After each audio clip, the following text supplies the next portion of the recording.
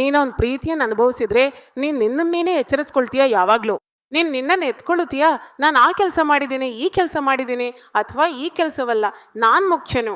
ಅದು ಸಾತಾನನ ಸ್ವಭಾವ.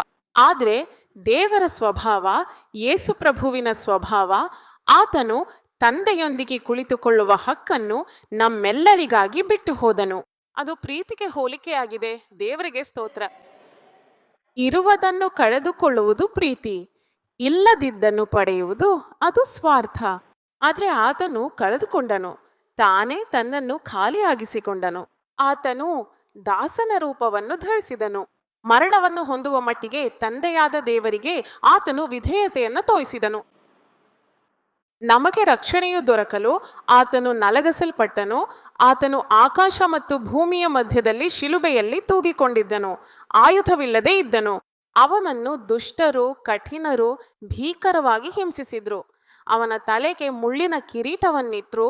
ಪಕ್ಕಗಳನ್ನು ಬಲವಾದ ಕಬ್ಬಿಣದ ಗುದ್ದನೆಯಿಂದ ಚುಚ್ಚಿದ್ರು. ಚುಕ್ಕಿ ಹೊಡೆದ್ರು. ಬಲವಾದ ಮೇಕುಗಳಿಂದ ಶಿಲುಬೆಗೆ ಬಿಗಿಸಿದ್ರು. ಅವನ ರಕ್ತವನ್ನೆಲ್ಲ ಸುರಿದಳು. ಅದು ಯೇಸುವಿನ ಪ್ರೀತಿ. ಎಷ್ಟು ಪ್ರೀತಿ ಎಂದರೆ ಅವನ ದೇಹದಲ್ಲಿ ಒಂದು ಹನಿ ರಕ್ತವು ಉಳಿಯದೆ ಆ ಕೊನೆಯ ಹನಿ ರಕ್ತವನ್ನು ಸೈನಿಕರು ಬಂದು ಚುಚ್ಚಿ ನೋಡ್ತಾರೆ, ಪ್ರಾಣ ಉಳಿದಿದೆಯಾ? ಪ್ರಾಣ ಇನ್ನೂ ಉಳಿದಿದ್ದರೆ ರಕ್ತ ಬರ್ತದೆ. ಆದ್ರೆ ರಕ್ತದ ಜೊತೆಗೆ ನೀರು ಬರೋದಿಲ್ಲ. ರಕ್ತದ ಜೊತೆಗೆ ನೀರ್ ಕಂಡಾಗ್ಲೇ ಪ್ರಾಣ ಬಿಟ್ಟಿದ್ದಾನೆ ಎಂದು. ಅಂದ್ರೆ ಒಂದು ಹನಿ ರಕ್ತವನ್ನು ತನ್ನಿಗಾಗಿ ಉಳಿಸ್ಕೊಳ್ಳದೆ ಸಿಲುಬಿನಲ್ಲಿ ತನ್ನ ಎಲ್ಲ ರಕ್ತವನ್ನು ನಮ್ಮ ಪಾಪ ಕ್ಷಮೆಗಾಗಿ ಅವನು ಸುರಿಸಿದ್ದಾನೆ.